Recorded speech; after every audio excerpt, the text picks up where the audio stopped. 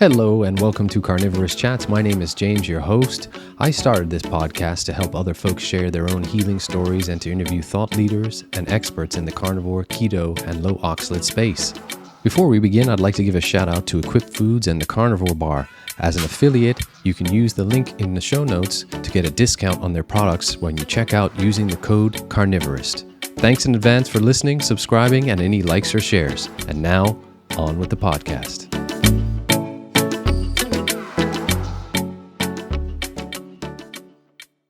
Trevor, I really appreciate you taking the time out to join and chat with me today. You know, I was really intrigued when you first reached out to me here on Instagram and shared a little bit of your journey. We share some very similar things that happen to us, don't we? And then I heard you recently with Dr. Baker and Rivero, and of course on Carnivore Cast, which is great with Scott, my good friend Scott. So I wonder if you could do the folks a favor and just tell them a little bit about yourself. I know you're a gym owner and entrepreneur, but you're also a Marine. Thank you for your service, and just give me a little bit of background on Trevor Griffiths. So I was one of those kids that was an athlete, pretty much my entire life. Kind of went that route. Said I was never going to join the military, which is crazy because I ended up joining the military. I didn't like didn't like the fact that someone could tell me what to do when I was growing up. And that kind of led me into a lot of trouble, which then led me to the Marine Corps. But yes, I do own a gym. I've owned it for going on 6 years, with my lovely wife.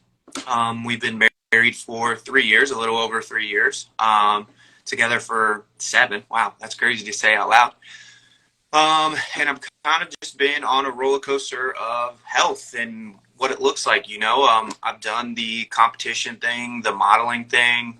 I did the military thing. I did the college football for a little bit. So I've kind of been on every spectrum of how you want your body to perform. And then I've been the really sick thing, and what you were talking about. We share that story. It's unfortunate, but at the same time, I'm glad it happened, because then I can help others.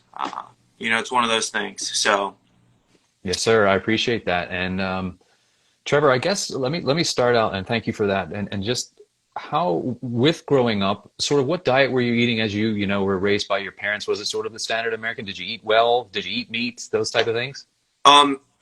So no, my diet, looking back, and again, I don't want to say my parents did, a bad job or try to down them by any means.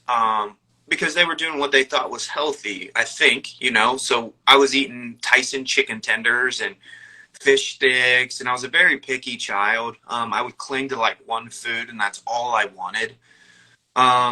So we were doing, deep fried foods and, the canola oils and all this stuff. And that was pretty much how I ate until I kind of got into bodybuilding, and then I did, and I've said this countless times, the bro diet, just the chicken and rice, no flavor, no fat, because I was like, I need to be shredded at all times. So that's really what I did. But growing up, I've mainly ate fried food, to be honest with you.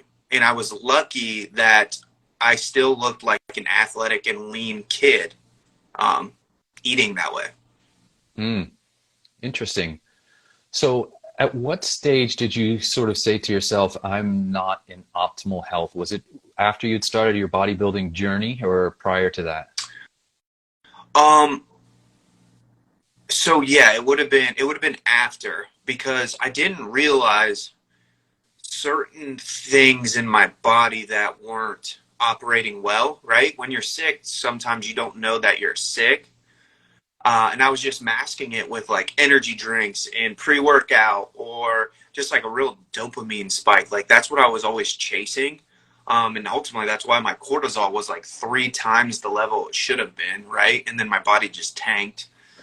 So I was in that state of alert or survival, and it felt good, because it does when you're, riding a high cortisol wave, you feel great. You truly do. Until you crash. And then that's what happened to me. And there were instances where I would forget simple things. I told the story of where I went to go use the restroom and I ended up peeing in a trash can because my mind like clicked off because my fat was so low, my cortisol was so high. The only reason was because I saw myself in the mirror that I finally came to, and I was like, what am I doing? Like, why is this okay? And it still didn't click that I'm unhealthy. And I just kept doing what I was doing. I kept staying low fat, working out 2+ times a day, you know, for 2+ hours just to be shredded. And to be honest, I wasn't even really happy. I was just, people liked the way I look, and I liked that.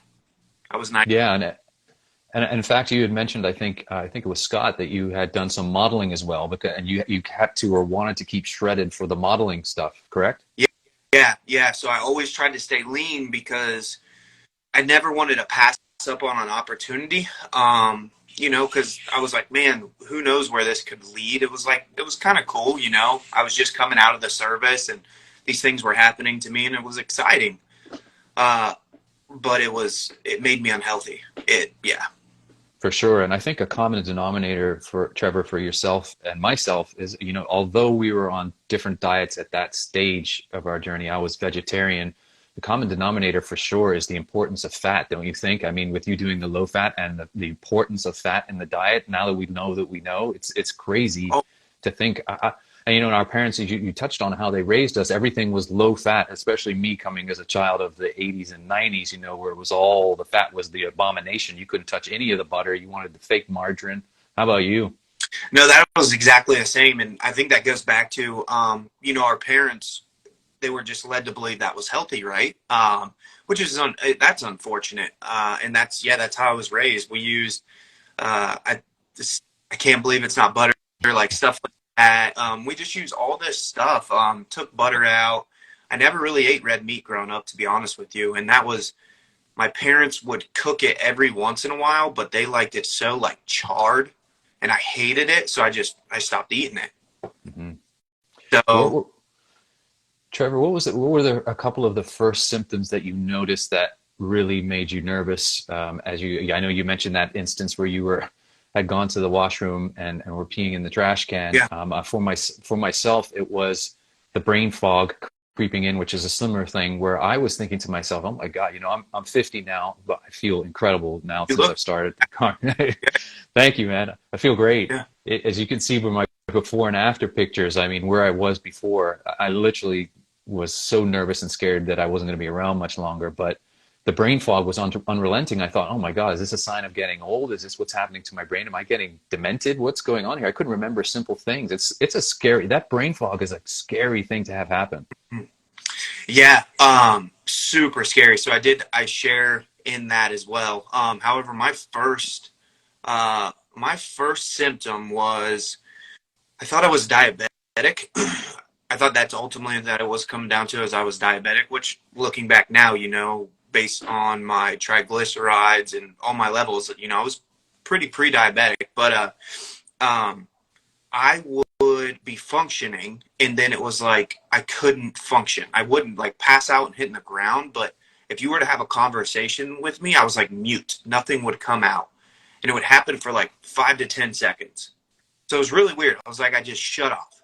And then it started happening for like 10, 30 minutes. And it would happen when I was like driving. Like I would feel it, and I would tell my wife, Sadie, I would be like, Sadie, I think I'm going to pass out. And she'd be like, hurry up, pull over. So I had to stop driving for a while because of that right there. That's crazy, man. I don't know if folks can see. I've pointed to this before. I can't remember. It's on this side, I believe, but there's a scar on my forehead here. Yeah, you can see it's right there, Yeah. pretty close. But I was having the same thing as you, Trevor. I was passing out constantly, and the worst one was for me. I nearly killed. How I didn't kill myself, I don't know. I went to the doctor's office because, again, I was going through this myriad of testing. They were drawing blood like crazy, and I drew blood, Yeah. and I went up and got out to go outside and go down the stairs. I put my hand on the handle, and I passed out, and my head came right down on the handle, this metal handle, and I fell over and down the rail, down the stairs, and give myself a concussion. How I didn't take my eye out, they're still unbelievable, man. But it's crazy. Like you couldn't even drive. That's Well, unbelievable. that's crazy too. And here's what's crazy is it's crazy that all of this comes from malnutrition, right? From the wrong diet. And I think that's why we're so passionate about preaching. You need to eat this. You need to increase your meat. You need to make sure you're eating fat. And people are like, okay, calm down. But it's our stories, right? You don't want to see that. That's crazy. Yeah. So just looking back, Trevor, and let's just go to the high cortisol for a second. Again, similar to me, exactly what happened. They were testing me for Me, Cushing's, like you. yeah. Yeah. I unfortunately for me came from a very high stress background on top of my malnourishment. I had a very rough decade and first marriage to my first wife, and my job at the time was very, very difficult. And ironically, I was in medical insurance. But again, my doctor was looking at it and said, you are burning yourself out here. You're burning the candle at both ends, and you're not eating what you need to eat. And they were testing me for Cushing's. And what happened with you when you went to your doctor? Is that what they were thinking? Uh, so I was going to a VA doctor at the time, and they basically they just kept turning me away. They wouldn't test for anything. So I actually had to test my cortisol on my own. And at the time it was for Everlywell. I believe that's the at-home testing you can do. And I tested it, and then it was like 2 times as high as it should have been. And I brought those results to my VA doctor at the time. And he was like, oh man, maybe we should test this. Tested it, and then that's when I was 3 times higher. And then from there, they were just like sending me to specialist to specialist. It was from there, it just got chaos. What other type of things? I'll give you. I haven't actually. This is a great conversation because I haven't shared a lot of the other tests that they were testing me for initially before. They were. I realized it was all dietary related and malnutrition. As you just hit the nail on the head. I got tested for hepatitis. Mm-hmm. I got tested for Cushing's. I got tested for all manner of viral infections. One I did find out that I did have, which was verified, was severe Epstein-Barr which was mononucleosis derivative. But that was one. But my goodness, and then I found out later on that I had a parasitic infection in my gut, which was awful. Did you find out anything? Did they uncover anything that spoke to something for you? So through all the specialists, they would run like different tests based on whatever hospital I went. I mean, I went to so many emergency rooms, it was crazy. And sometimes within like 10 hours of when I just checked in, when they sent me out, and I just checked back in.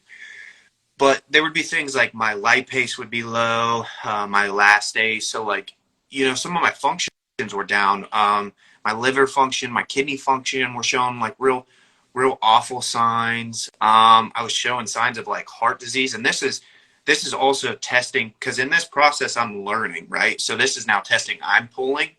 And like all these little things are shown, but ultimately they just came and they were like, oh, maybe you're depressed. Like maybe you're just severely depressed.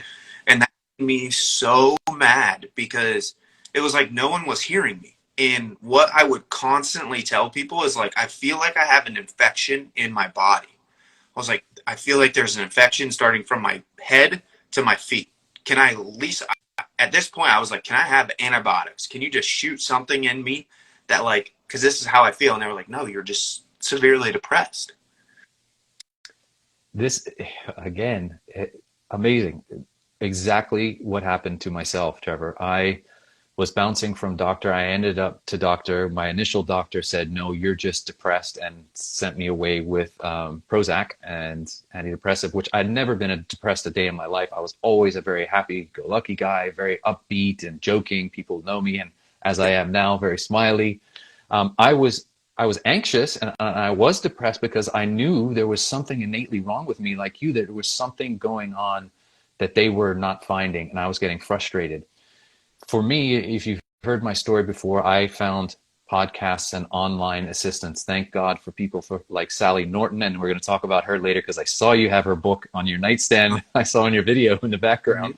But how did you? And before we get there, actually, let me go back a step. There were parts where, and which is incredible to me, and we're going to talk about our wives' journey beside us on this as well, because it's really important to talk about those that helped us. There were points where you didn't even recognize your wife. Was that correct? Or you struggled to comprehend who she was? Yeah. So, I suffered from many things too. Mold, like yourself, there were other things other ailments in there, right?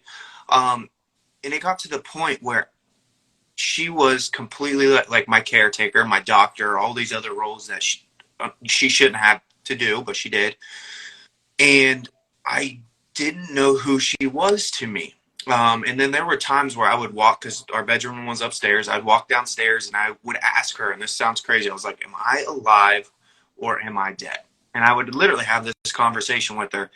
And then my like rational brain I would be like, okay, I am a believer. So if that's the case, then I believe I should be in heaven. So I'm not dead. That's like how I would process this. And then there was a day where my parents showed up and I didn't know who they were, like, to me. And then when they left, I had again try to think. I was like, who are these people? And then it came to me. I was like, oh my gosh, they're my parents. I just started sobbing because when they were there, I had no clue. I was like, I don't know who you are. So it got pretty bad. Yeah, that is something, man. And like myself, again, you ended up pretty much because of this bedbound for how long? I mean, I was able to get up, and when I could use the bathroom because I was so severely constipated and ended up bleeding from my bowels, it was just awful. I made it to the bathroom on occasion. Sometimes I needed assistance because I was so weak and fatigued to be able to do anything. How long were you like that? How long did this last? So I was probably really bad bedridden for like 3 months. Yeah. And then during that process, I tried doing all these things health-wise, and I started on one end of the spectrum like yourself, you know, the vegan, vegetarian, fruitarian, and then I just kept learning and kept trying different things. Yeah, talk to me about why and how you made the decision to try the vegan diet. Were you like me and searched online and found stuff that said this is the way to heal things? How did you come to that? Yeah, so I did do that, and I landed on a guy, they call him Medical Medium. Oh yeah, here we go. Me too. Yeah, I landed on him, and it's one of those things, you'll kind of toss out logic, right, when you just want to live. So that's what was happening to me. I was like, this has to be it. All these people are saying this. Like, I'll just throw out logic and put my hope in this person. And that's what I did, and it made me super sick. Super sick. How long did you follow that particular, before we go on to the next stage, how long did you follow that medical medium advice? And I assume, Trevor, you were doing all the things that I did. I remember waking up in the mornings, doing the celery juice first thing, then the heavy metal detox smoothies filled with all the stuff. Yeah. So I probably did that for, oh my goodness, probably 6 months. And then I thought I wasn't doing it well enough. So his, his like 7, 8, 9, his like one cleanse he has, I just started doing that then. I started doing day 7, 8, and 9 on repeat. So I wasn't feeding my body anything. My goodness, man. And Trevor, I can see you're a big guy. I don't know what your current weight is, but what was the lowest that you got to? I know you mentioned it was a crazy amount that you dropped on this diet. Yeah, so I got down to 160, and I'm probably 205. Still, like, I mean, in high school, 160, I probably in 9th grade. Yeah. So, I mean, it was small for me. And you also mentioned that you went fruitarian for a while. Is that true? Yeah. Oh my goodness. So I went from doing that day 7, 8, 9 to I was like, man, I'm still not doing this hard enough. I gotta cleanse the blood, you know, and then there's other doctors who preach like a great fast and all this stuff. So I started like, okay, I'll eat raw fruit. That's what I'll do. And then, you know, my hair started falling out. My nails started splitting vertically, like no libido, just my body. At this point, I was like, I'm dying. My body is dying. Again, and I've repeated myself ad nauseum. It is incredible. The journey that you and I share is very similar. You know, the vegan diet, the dogmatic approach we took with that particular style of eating, thinking because what we found online was a detox. Our bodies needed detoxing, and we should go harder and stronger on this because that is the only way to cure ourselves. And like you, I doubled down. I said that in front of Dr. Baker on the vegan diet. Found this lady online that promoted these smoothies filled with chia seeds, a bag of kale and spinach and fruit, and blended those up 3 times a day. And I was hammering myself with so many oxalates oxalate foods. And now you know, Trevor, that celery juice, especially a very high bioavailable oxalates, Sally talks about it often, the heavy metal detox smoothie, Mm-hmm. all these things were just pounding our poor guts and not giving us the nutrition we needed. Mm-hmm. So my oxalic acid based on the oat test, organic acid test, because at this time, right, I became a practitioner so I could pull my own testing. And then I learned how to interpret them. And my oxalic acid was like, say if the scale is 1 to 60, I think I was like a 160. It was way high. Yeah. And that was like right after I had been doing that. So it was I bet. way high. And, Trevor, let's talk about this for a second. And, two guys honest with one another and everyone about their health journey, which I really appreciate you sharing your information, man. It's really powerful because I just think that more guys need to get out there and talk about this stuff and share these things. My testosterone also went off a cliff on the vegan diet. I had no libido. I was constantly, again, I talk about the depression, but I was constantly in tears, not only because I was nervous, but I found myself very more emotional than I normally. I'm a pretty emotional guy, but way more than normal. It was crazy what the vegan diet did to my mental state as well as my physical state. How about you? Yeah. I mean, I cried all the time. I cried at a point in time where not only do you think you're dying, but you're watching your significant other go through it too. So it was like I cried probably every single day for a little while.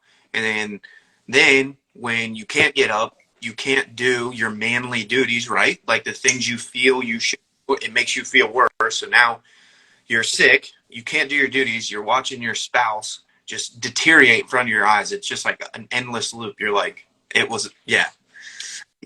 Mine was, and let's talk time frames here, Trevor. My worst point hit just as COVID hit. And not only did I have this illness that was becoming unanswered by the physicians, but I also lost my job and my insurance. So it was an even more like I felt like there was no way out trapped mentality. And I, again, found online and found some resources. Sally Norton, God bless her, Dr. Baker. Mm-hmm. I want to now hit for you at your lowest. Who did you find? I think I know the person. You've mentioned him before, where you start to find some hope and some answers. Yeah. So my lowest would have been probably 2 years ago, maybe a little more, 2 years ago. Initially I had a buddy who is a carnivore, and he'd been doing it for a long time. There's a doctor in my town who's brilliant, who got him on it, and he had mentioned it to me, but I was like, dude, you don't know what you're talking about. I was like, man, and this sounds awful, but I was like, you're a farmer. Of course you're going to think that, you know what I mean? And then obviously, I went down the path, and my first was Paul Saladino. It's probably the first one that I got on. Because I wanted to still stick to fruit. I feel like it's that safe in between where you're like, oh, I don't have to completely transition. I can still have this. So it was like safer in my mind for some reason. And then obviously it led to other issues, oxalates and yeast, which, go hand in hand the more you learn. And then, I kind of progressed from there. Sean Baker, Nutrition with Judy, Carnivore Cast, I just kept dumping in, reading books, and yeah. Talk to us a little bit, Trevor, about that. That's a really important one that I have not shared or talked a lot about on my journey was the yeast, my bad fungal infections. I tried everything. In fact, I sit here and think about it. This was an aha moment for me, Trevor. I should have realized, I remember going to my doctor. This is even before I started to get the brain fog, but I kept having what I thought was at the time recurring urinary tract infections, and they thought was yeast. On my worst, I remember at my sickest looking at myself in the mirror at 127 emaciated pounds and sticking my tongue out, and how coated it was in white. It was scary, and I was like, oh my God, what is going on? What did you have similar stuff? Yeah, so I had exact same to your story. Like my tongue was, and I would scrape it, right? So you're learning these healing modalities. I would scrape it, and then the next morning it was pure white, like completely white, and nobody would say anything to me. I was like, this is not normal. Like, this is not normal. I had bumps all over my skin, like, and I had tinea versicolor. I had bad athlete's foot. I had jock itch. Like, it was just all over me, and no one said anything. And I even went to see somebody specifically for my skin, and they were just like, "Oh yeah, put this." They gave me just like a lotion or something. I can't remember what it was called, but they were like, "Just put this on it; it'll clear it up." And I was like, "What?" Oh yeah. Yeah, yeah. I was prescribed so many antifungals. I kept going back and going back, the pills, and then like you, the creams. In fact, I still think I have them in my medicine cabinet graveyard from when I was so sick. Mhm. Um, Trevor, you said, I think it was on Carnivore Cast, that again, you heard my story, and again, I keep saying this again, I won't repeat it after this, but similar story in that I must have spent a good chunk of my life savings trying to figure out ways through supplementation Mhm. to get myself better. I shudder to think. I think I calculated it one day in the tens of thousands of dollars what I spent and trying to figure my way out. And I know you had the same thing, right? Yeah. Yeah. So that's again exactly my story as well. Luckily, me and my wife were able to kind of save some money prior to this, but we lost it all. I mean, we spent all of it, and luckily my wife has a good job and was able to hold down our fort. And we have support, loved ones, my family, her family, but uh, yeah, all our money, literally all our savings was gone. We're talking tens of thousands of dollars just on supplements, protocols. Try this, try that, like all these things. Yeah, I same to you. I found these protocols online. Of course, they were all plant-based and all extracts from plants and very, very strong. And I'm sure full of different things that are no good. I ended up killing my microbiome even further, even after all the antibiotics I had taken. Mm-hmm. One of the people, Trevor, that you talk about that I also listened to a lot podcasting in the beginning stages of my journey was Dr. Stephen Cabral, and I know you've trained under him. Can you talk to us a little about his, in his book, The Rain Barrel Effect, and how important it was for you in your journey? Yeah, so his book makes it really simple, right? As far as toxic overload, when you put all these things into a bucket, and normally in my case, I think it was an emotional disturbance, right? Like a high stress that just spilled it over. And then everything from when I was a young child just like started coming out. That's really kind of what he ties it off of. There are some things, now learning that I might disagree with his approach to some things, but, brilliant doctor. That book is phenomenal. It tells you a lot, of the toxins in different things, how to avoid certain things. It cleans up your diet too. I will say, from the standard American, it'll clean up your diet. Yeah, no, he was really sort of important in my journey at the beginning stages too, because like you said, he talked about things that, could contribute to your bucket, as you eloquently put it, and like you, I had filled my barrel all the way to the top, and then just one thing pushed me over the edge. Everything was coming out, viral infections to bacterial infections to fatigue to all these different things. So you saw your buddy was carnivore. You kind of followed Dr. Saladino, kept the fruit in. But one of the things you've mentioned prior to this is that the yeast kind of stayed around until you went full carnivore. Is that correct? Probably because of the sugar in the fruits and feeding Yeah, them? yeah.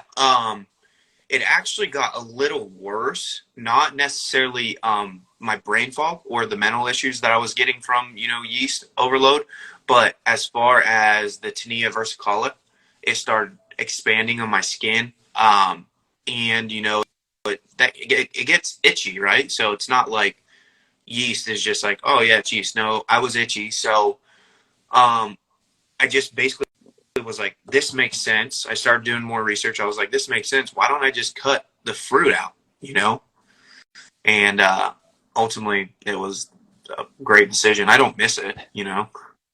So you saw improvements initially with the animal-based diet and your energy. Mhm. Did your skin and all the problems on your skin clear up, or was that later on after going carnivore? The mental side, did that come back better? So yeah, when I went animal based, right? Animal based. Within probably 2 weeks to a month, my mental clarity started kicking up, and I was like, oh my goodness, this is insane. Like, I didn't understand how bad I actually felt until this. And then, you know, you keep going on the journey, and slowly more things start loosening up. You're like, oh wow, that joint doesn't hurt so bad as much more. It's just like weird things like that.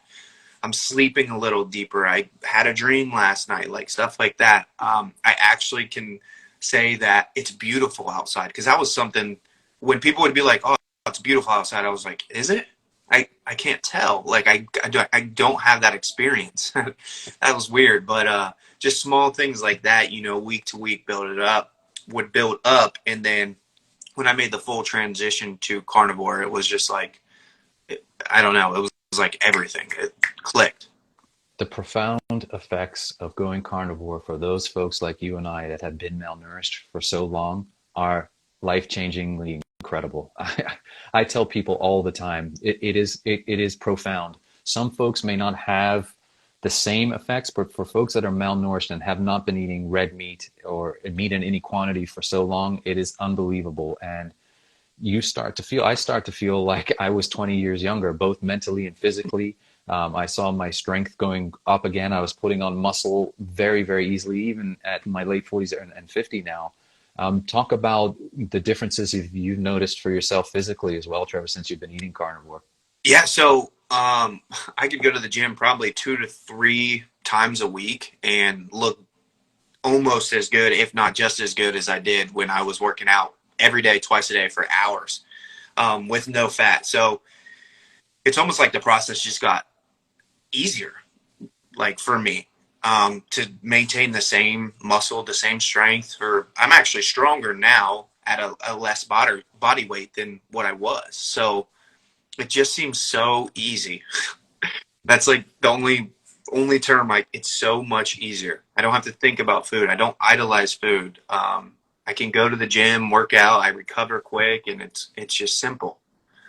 That is another thing that is so great about this way of eating, is that you don't, as a vegan, I was constantly thinking about, not only because I was starving all the time nutritionally and just ramming myself full of carbohydrates and then getting the sugar bump and getting hungry again 20 minutes later, but the preparation of all the food and the wastage, this stuff, when you're eating carnivore, there's hardly any wastage. You're using everything. Even if you have bacon grease or whatever you got left over, tallow, you use that again. It's crazy. And yeah, there's so many things to be said about the positive benefits. With that being said, what does your typical day look like now for you eating, Trevor? What are you eating? So actually in March, I'm going to do the lion diet for a month. I'm going to give that a go. Just because, you know, for mentally too, for like the will side of things, just to see if I can do it. And I know the health benefits that I'll have. It'll just be more improvement. So for instance, today I had 2 ribeye and 6 eggs, and then I will have that again probably after we get off this call, and then I won't eat again until tomorrow around 10, 11, 12. So it's really simple.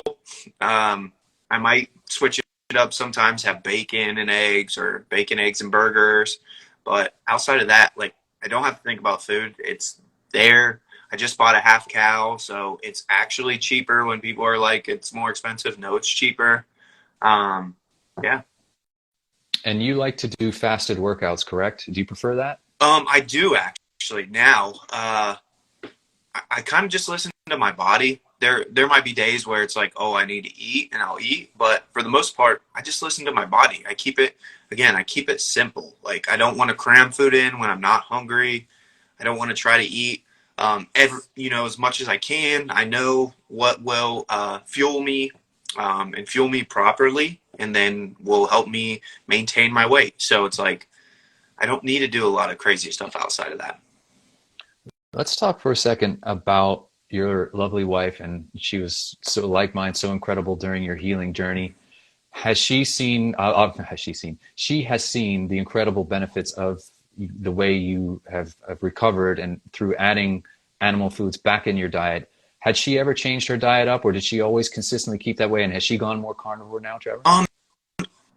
So no, she's not. She likes variety, and she actually enjoys recipes. So she enjoys like making things, in her little like I don't know, cute way.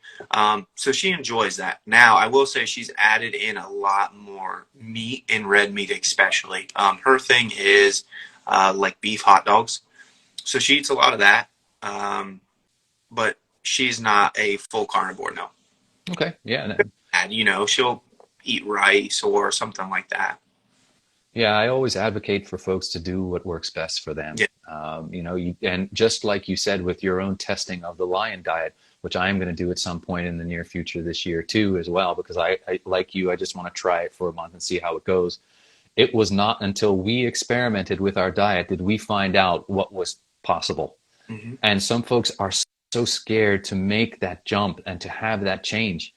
Just do it. This is, we're going to talk about religion and the importance of spirituality and the importance of your faith later on. But these dietary things are not religion. This is diet, and you need to experiment with this to find out what works best for you. And I'm so glad that we both did that and found healing on our journeys. I completely agree. I think it's funny how quick we are to take a prescription with known side effects, but when it's nutrition based, we're like, oh no, we can't do that. That sounds crazy. It's like, man, we've just been brainwashed for so long. When you start going down the rabbit holes and really looking at, especially for me, is someone who bought into the whole propaganda around the vegan way. And, with movies like Game Changers, which now have been thoroughly and completely debunked. And for those folks, I posted it this week. Go check out Brian Sanders' Food Lies, Peak Human. He did a complete debunking film on the Game Changers, which was excellent, with Paul Saladino, Dr. Baker, everybody in there. A really great watch. But yeah, it's as I often say, as Courtney Luna, another friend of ours, often says, eat meat and question everything. Mm-hmm. Honestly, yeah. Yeah. Yeah. Trevor, talk to us about your gym ownership now. Like, when you have potential clients coming in to visit you, do you sort of tell them about the carnivore way of eating, or do you keep that to yourself? Do you tell them? I mean, I see your pictures, man. You are a big, ripped guy, huge biceps. And so they're probably like, man, I want to be like you. How do I do that? What do you tell them? So a lot of times people kind of know how I eat. I mean, I share it all the time. People will come to me, and I don't press it on anyone. However, I will say I believe there is a better way to eat for the human body. Now, I can do whatever you want to do, but if you want to go this route, then this is the route that I think is the healthiest. So again, I don't try to force it on anyone by any means. But if somebody wants to learn what I believe to be the healthiest in all the research I've done, then I'll inform them, Yeah, that's good. Have you found many folks that are willing or wanting to change their diet and use the carnivore through you? Actually, a lot. There's a lot in my local community, my clients. I have a lot that are going carnivore, and I mean, the tremendous health benefits that some of them are seeing it's insane. That's great. That's really awesome. As I mentioned a little bit earlier, let's talk about, I often note you're a man of faith, as is you and your wife, and it was really important. The reason that we started a little later today is because you had to go to church, which I really respect, and that's awesome. Has that always been a part of your life, and did it get stronger through your journey? I'm sure it did, like mine. And as I often say from my friend Loak's grandma, the best testimony is a changed life. Mm-hmm. Absolutely. So I didn't start believing until I was 18. I lived a pretty rough life, and that was my own doing. I found trouble. So it was at a low point where I finally found faith, or I finally turned to God when he was there the whole time. However, I will say at my lowest point 2 years ago, I would pray to be healed, right? Pray to be well or to find an answer. And when I felt like it wasn't happening fast enough, I would pray then to no longer be here. I was like, okay, if I can't get better. I don't want to be here anymore. So I would pray that. And neither seemed to be happening. So I got so frustrated with God that I was just like, you're not listening. Fine, whatever. I don't want to do this with you anymore. And I did say that. And I was vulgar. But it's the truth, right? We're sharing truth. So again, I hit another low, but it helped me understand a father-son relationship a little more, right? Because you do get upset with your father. You get upset with your earthly father. So it's just so it happened. I had to kind of pull out emotion and see life from like a third-party view, right? Like I'm going through this so then I can get to a point where I can tell my story and someone who is also suffering might be like, oh, wow, he can do it. I have hope. This is what he turned to, you know? So, yeah. Yeah, no, that's really great, Trevor. I talk about, I was raised in the church from a young boy through my grandmother, especially. And then sort of, I, like many young men, lost my way, went away to university and drank a lot and did the things young men tend to do. And we often talk about, in our times of need, there he is. And that happened with me. Like you, I was praying to either please heal me or please take me, because this is I felt like I was in purgatory or being punished. It was an awful, awful feeling on a daily basis to wake up in so much pain and agony and not know what was going on. So, you get closer and to him, and through your own faith and figuring out what's going on and appreciate, what he has brought to our lives. It's incredible, isn't it? Yeah, absolutely. And yeah, my wife was so her and her family, they were raised in the church, so they were extremely helpful during that whole hardship. And I'm sure your case was the same. Just kind of hearing your story and talking to you now. So. Trevor, before we sort of go on to a couple of fun questions, as I always like to do at the end, to ask you a couple of fun questions. Yeah. Let's talk a bit. I saw you, as I mentioned earlier, you were reading Sally Norton's book. What an incredible, helpful book that has become, and it is changing lives. Have you managed to finish it yet? No, but I have listened to multiple of her podcasts. My thing is like I read like 5 books at one time. So it's difficult for me to just finish one. But she's brilliant, and it blows me away when I have conversations. I'm like, there's a woman who has made her like life's work based on one like plant compound. And I tell that to people. I'm like, that's how serious it can be. Like, that's how serious it is. So, Not only her life's work on one compound, but it is such a, how do go? It goes against everything that we have been taught is good for us. And yet now we're understanding how harmful this little compound can be and cause so many symptoms in so many people. So it is groundbreaking. I mean, you talk about seminal moments, and Dr. Baker going on Joe Rogan was a big seminal moment in terms of the carnivore movement. This one right now, the oxalate awareness that Sally has created and is getting out there and she's put into her life's work in this book is just unbelievable. So I'm glad that I saw that on your reading list. yeah, it is. It is unbelievable, and hopefully, more people hear about it. I think it's turning around, right? I think more people are, or at least I hope. Yeah. Speaking of books, for ones that you have read through your lifetime, what is one of your favorites that you've read, so you can let people know? Ooh, okay. So one of my favorite books as of recently, it's a book called Uprising.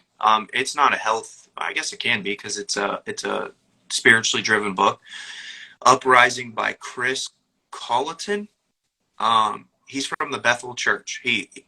So he plays part in Bethel Church, but it's a really good book. Talks about fatherlessness and its effect on society, and then it kind of takes like a psychiatric type view.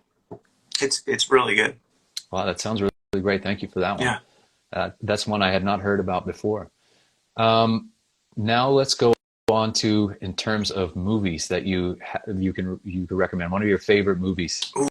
Oh man, I haven't seen a movie in a long time. Even from when you were a kid. Oh, from when I was a kid? Whenever. What's your favorite movie? If you want to pick one for a Saturday night with your wife, what'd you watch? Um, we like Remember the Titans. Oh man, great Yeah, one, Denzel. yeah, I really enjoyed that movie as well. yeah. That's actually her favorite movie. Nice. Mine I always tell folks, and they know already, probably is The Shawshank Oh, Redemption. I that's love that a big movie. one too. Yeah, Yeah, yeah. yeah. Music genres, what do you like? Who do you like? Um, so I probably listen to majority of country. I like Cody Johnson is a good one I like. Of course, like Morgan Wallen, Hardy. I'm kind of listening to those guys right now. Yeah, I listen to a lot of like Christian music too. Oh, two more for you, Trevor. When you go out to eat now as a carnivore, where you and your wife like to go to eat when you go out? What type of restaurant? So majority it's got to be like a steak driven restaurant. We do have a True Food. I don't know if you've heard of that. And I'll get No. wild salmon.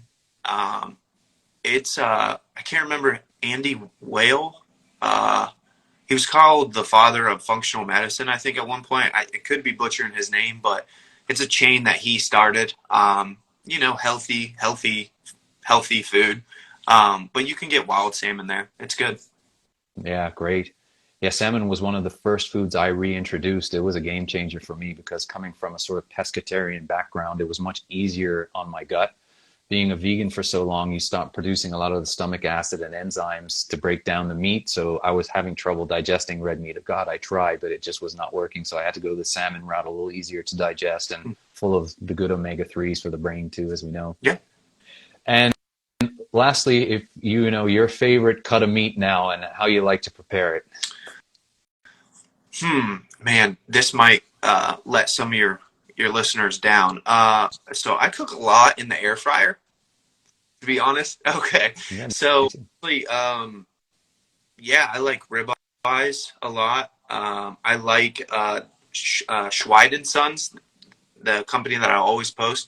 They make a real fatty, like chuck roast burger, and it's so good because it has so much fat in it. So I'll just cook it in the air fryer, and it's simple, easy. Like it doesn't take a lot of time.